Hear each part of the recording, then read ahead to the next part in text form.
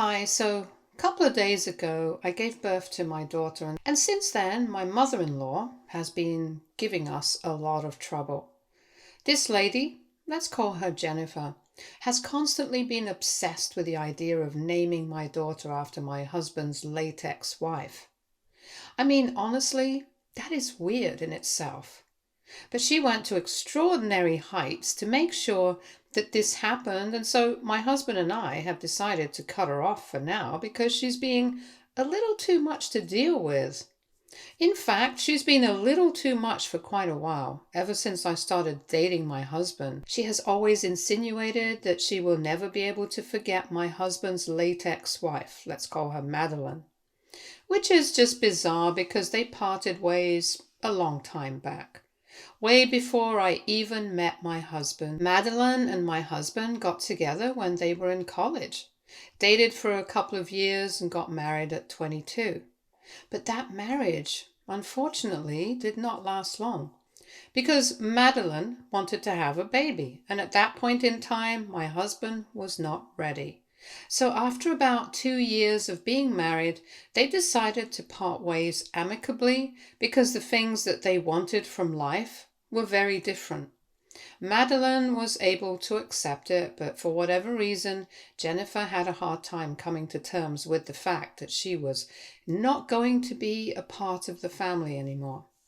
My husband and Madeline continued to be friends, and surprisingly enough, even Jennifer continued to have the same relationship with Madeline, which was never a problem with my husband until he started dating me and Jennifer started comparing her to me. My husband and I met 3 years after his divorce, and after 6 months of dating, he decided to introduce me to his family, and I got along well with everyone apart from Jennifer, because she kept talking about Madeline throughout the dinner. It was just weird, and neither of us were comfortable with it. But we had no idea what was in store, because as we grew closer and our relationship got more serious, I realized that for Jennifer, I was never going to be good enough because she had her heart set on Madeline, and she would always compare her to me, try to make me feel like I was not good enough, and basically belittle me, which was sad, because I actually didn't have a problem with Madeline. She and my husband had parted ways on good terms, and they had continued to be friends, and while they were not exactly close friends, they were nice to each other whenever they met, along with the rest of their friend circle. And I had met her, and we got along well enough, so really, I had no reason to have anything against Madeline. But I definitely had a lot against Jennifer. And trust me, there's a reason I'm saying all of this, because whatever Jennifer is accusing me of right now is just downright disrespectful to both me and Madeline. Madeline, unfortunately, was diagnosed with lung cancer 2 years ago. And within 8 months, she had passed away because, unfortunately, the cancer had gotten out of control and she was not responding well to treatment. It was pretty bad. Both my husband and I were very upset at her funeral because she was way too young to have her life cut short like this. I know she was my husband's ex-wife, but at the end of the day, she was not a bad person, and I have nothing against her. However, I don't think that my mother-in-law believes that. And why does she think that way? Well, the reason is because I have refused repeatedly to name my daughter after Madeline because I think that would be bizarre. Yes, I do feel bad that she passed away. But at the end of the day, what I name my daughter is my choice entirely.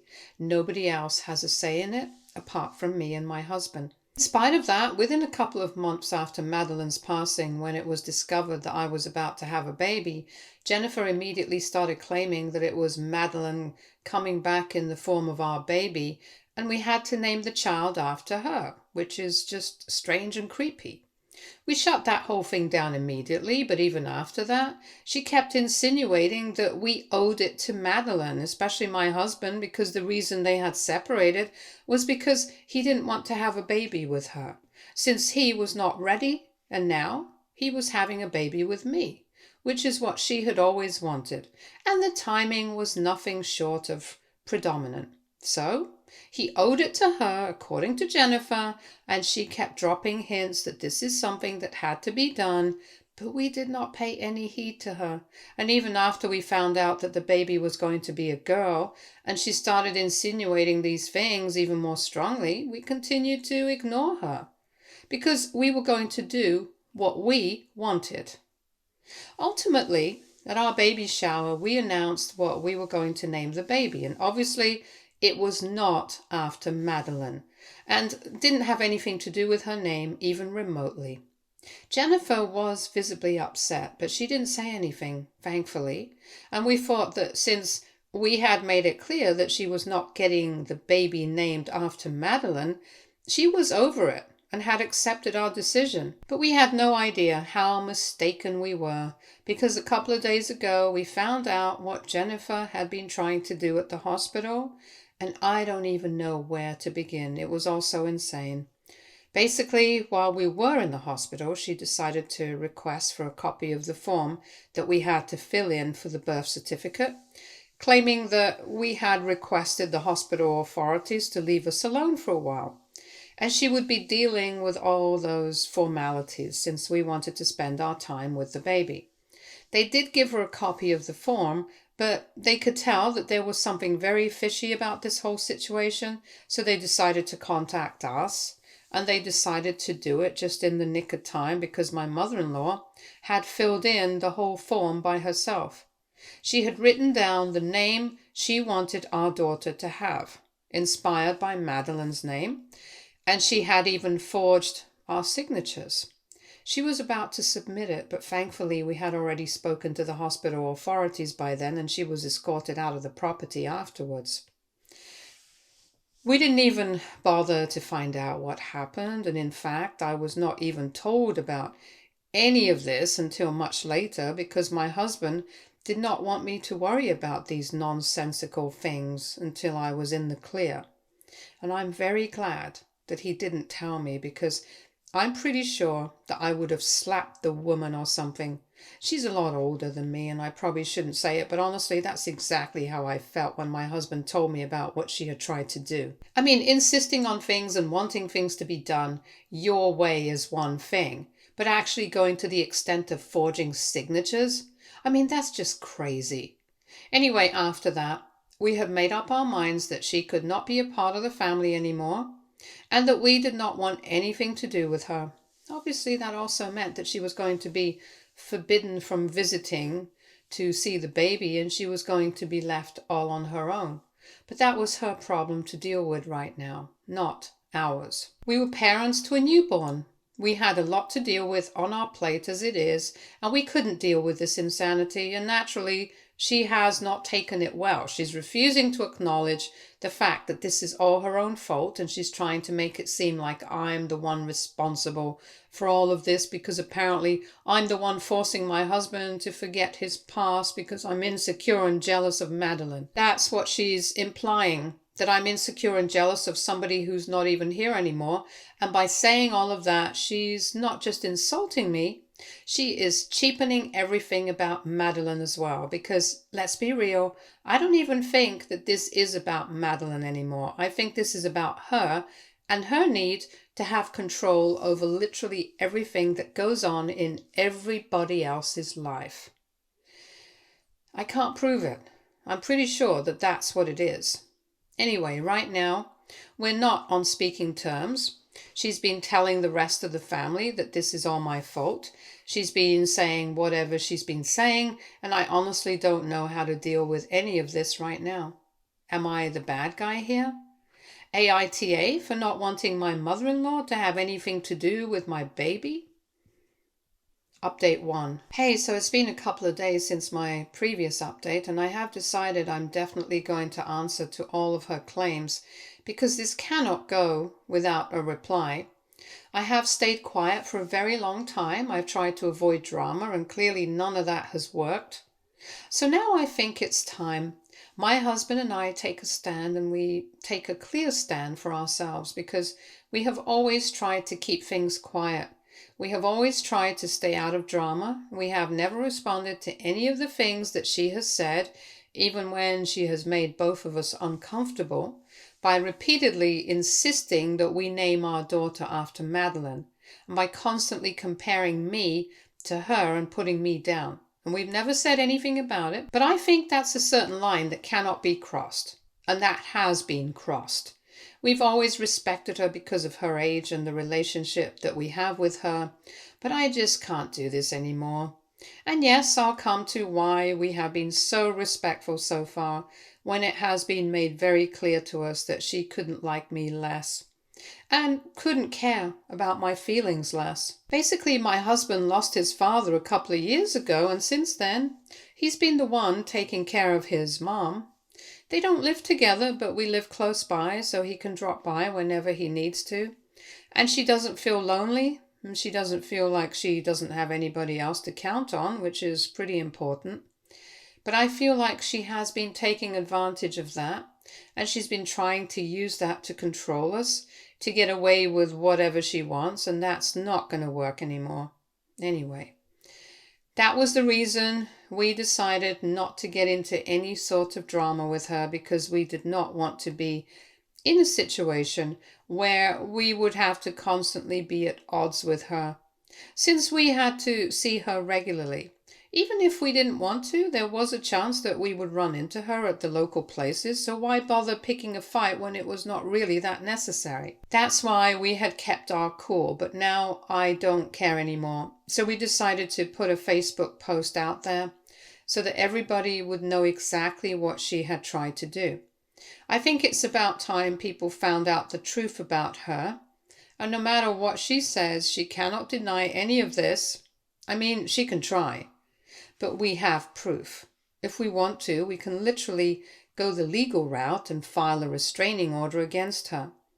And I'm pretty sure that the hospital staff will be glad to provide us with the security footage of her being escorted out and testify in our favor. So yeah, she can try to deny whatever we have said, but we know the truth, and she definitely can't lie to herself. Update 2. Hey, so we finally made the post, and it's just been a couple of hours, but lots of people have already seen it, and most of the family has reached out to us to tell us that they are on our side, and whatever has happened was really awful, and they hope that we can deal with it in a good way, so that's pretty nice of them. I'm very glad that people are being supportive of us, because honestly, I was kind of skeptical. Jennifer is pretty popular with the family. Everyone likes her, so I don't think that people would side with us over her. Both my husband and I are kind of introverted, so it's not like we're extremely close with his family or anything. But I like the fact that they are siding with us and they're being nice to us about the whole thing. Obviously, Jennifer has gotten quite defensive. She has decided to start posting about all of this immediately, defending herself against all these allegations, claiming that we're lying, claiming that we just want to turn people against her, but in reality, we are the bad guys, and we know that we are lying. She's made quite a few posts about the whole thing, trying to act like she's not the kind of person we're making her out to be, pretending that we are villains and all of that, and it's really ridiculous, because by now, I guess pretty much everyone knows that they want to believe us and not her. Nobody has any faith in her whatsoever, and yet that has not stopped her from going out of our way to try and make us the bad guys. And I know this for a fact because nobody has been commenting on her post trying to support her or anything, which is not the case with us.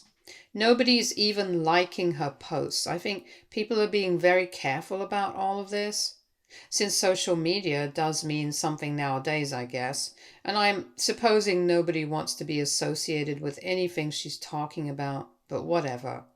At the end of the day, we have done whatever we had set out to do. We've spoken our truth, and that's all that matters. Anyway, all that aside, things with the baby are going really well, and I'm very happy that we have decided to cut Jennifer out of our lives, because honestly, with her, I think all of this would have been a lot more drama. My parents have been helping us out, and honestly, I'm trying my best not to let all this drama get to me, because right now it's important for me to be in a healthy space mentally. But at the end of the day, I'm only still human and I can't exactly turn my brain off and be like I don't care when I actually do. So while I have been pretending that I don't really care about any of this, that I'm above all the drama with Jennifer, I actually am not.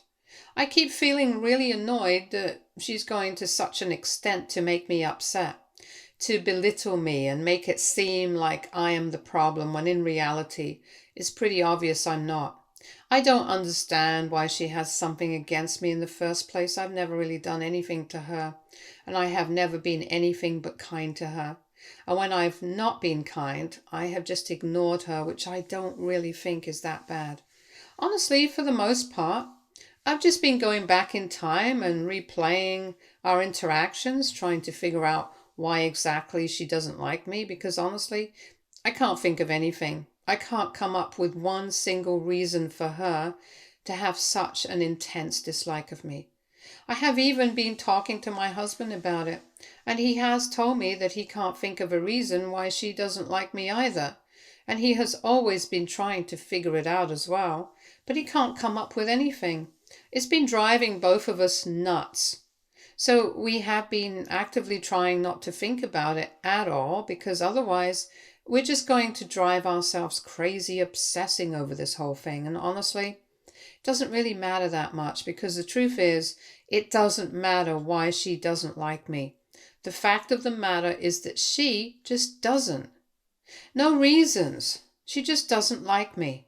And I guess this is just one of those places where you have to accept the fact that you don't need to give somebody a reason to not like you. Some people just decide that they are not going to like you one day and stick to that decision for the rest of their lives, even if it affects them in a worse way than it does you, because clearly that's exactly what's happening right now. I still have my husband by my side. I still get to be around my baby, but she's the one who's losing out on time with her son and grandchild. So really, the fact that she's choosing to hate me, even though it's turning out to be much worse for her than it is for me, just speaks volumes about her priorities. Update 3. So it's been 2 weeks since my previous update, and in the meantime, we have not had any contact with Jennifer, and we were doing pretty well without it. But then earlier today, she decided to pay us a visit, and it did not go well at all, because in the beginning, I actually refused to even open the door to let her in. I was at home alone with my daughter because my parents were getting groceries and my husband was out for work. And I really did not want to talk to her on my own. I did not want anything to do with her by myself. But she decided not to leave me alone, and she kept banging on the door, insisting I open up and speak to her because it was actually me that she was here to see.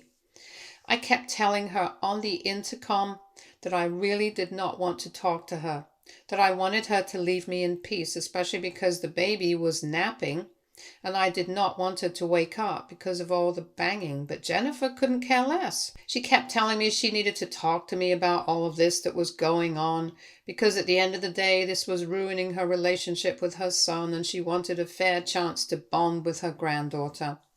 And because it was happening because of me, she thought it was only fair for me to at least discuss things with her, so we could smooth everything out and fix things. After a while, I was literally on the verge of tears, and I had to tell her that if she did not leave, then I would be forced to call the cops, or worse. I would end up calling my husband, and then he would get involved, and that would further ruin any chances of her having a relationship with her granddaughter.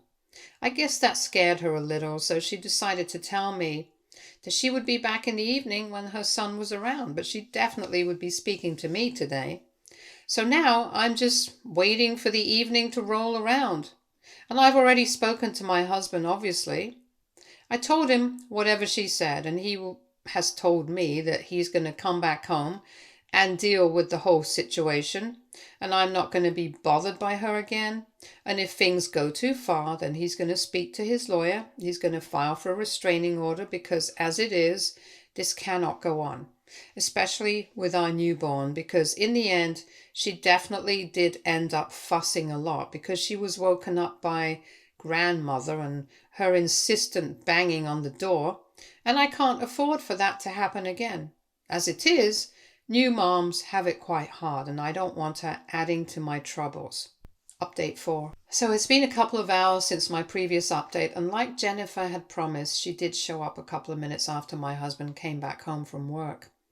I was at home, but I had asked my parents to take over babysitting duties for my daughter because I did not want her to be at home when my mother-in-law came around, because I was pretty sure that there was going to be a lot of screaming and shouting. I didn't want her to face that. I'm lucky I did, because that's exactly what had happened. Jennifer came around 15 minutes after my husband came back home from work. And as soon as we had sat down together to have the discussion that she wanted, she immediately started blaming me for everything that had happened. She started telling my husband that he was losing sight of what was important, and it was all because of me, because I was manipulating him to be believing that was all that matters. When in reality, he also had to respect his past, and he couldn't do that if he tried to keep forgetting Madeline and what kind of role she had played in his life. She also started guilt-tripping him unnecessarily about the fact that he had broken up with Madeline over the fact that he couldn't farm the idea of having kids with her at that age, and yet here he was, married to me, and was having a baby right after she passed away, and yet he couldn't even do the decent thing and name the baby after her, which would have been the right thing to do in her honor, and she thought that he was failing her. Then she came back to me and started telling me that she was totally disappointed in me because she had always given me a chance to prove myself to be a good daughter-in-law, but I had failed on every front, and that's why she was never going to be able to stop comparing me to Madeline, because Madeline had always been the perfect wife, the perfect daughter-in-law, and if given the chance, she knew for a fact that she would have been the perfect mother as well. And that's not something that she can expect from me, clearly. I don't have my act together, which is what she believes, since my behavior in the afternoon when she had come around, I had refused to open the door to her and had been downright disappointing and offensive to her. It's literally just bizarre that that was the reason why she doesn't think I'm going to be a good mom. But anyway, it doesn't matter what she thinks, because I know I'm going to be a good mom. And I know that she's just really crazy. Anyway, while she was saying all these offensive things, my husband was trying to defend himself and me. But she was speaking over him. And after a while, he got really annoyed and started screaming at her.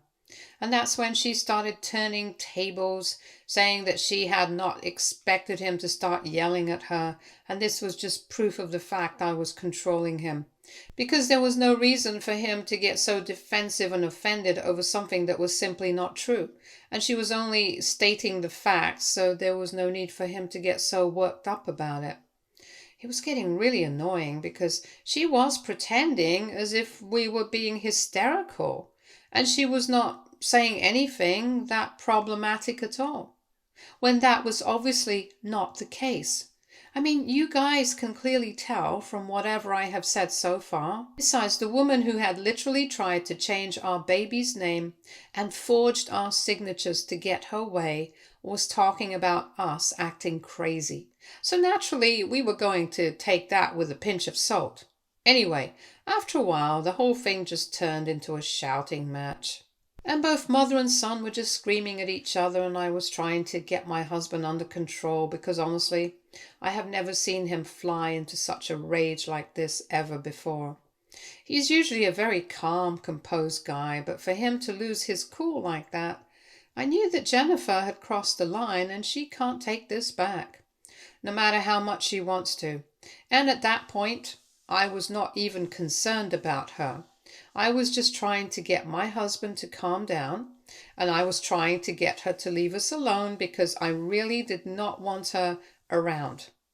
Then all of a sudden, my husband made some comment about how he never wanted to see her again and he was done with her, and I guess something in her just snapped because then Jennifer decided to lift a small flower vase that we keep on the coffee table and threw it on the floor with such force that it shattered into smithereens immediately. It was all over the place and I was horrified, but she still kept screaming, and I decided to take out my phone and record her yelling like a banshee, and that offended her even more. So she started trying to attack me, trying to grab the phone out of my hands, and that was when my husband got involved and pushed her out of the house. She kept yelling at us even when she was outside. She kept banging on the door until we called the cops, and that's how this discussion finally came to an end. The bottom line is, we don't want anything to do with her anymore. We're done dealing with her insanity, and now we are definitely going to speak to our lawyer and file for a restraining order because we cannot keep dealing with this. In fact, we shouldn't even be expected to because there's clearly something wrong with her. And until she can act normal, she has no right to be around me or my husband, and at least of all, my baby. I'm lucky that my baby was with my parents today, and I had the foresight of keeping her away from all of this, knowing that there was going to be a lot of drama. But I definitely can't do that every day, so now things have to be done the hard way, and honestly, I'm totally fine with it, as long as it means she's going to stay away from us from now onwards. Update 5.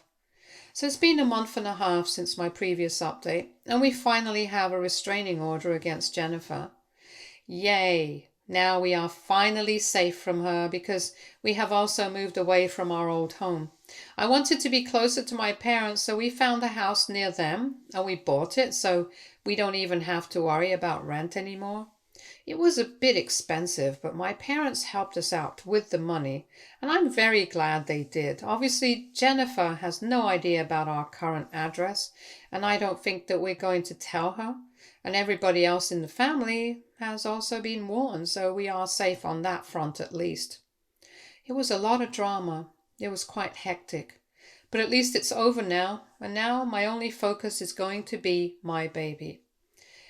It's been great. She's been the silver lining in all of this, and my husband and I have never been happier or closer.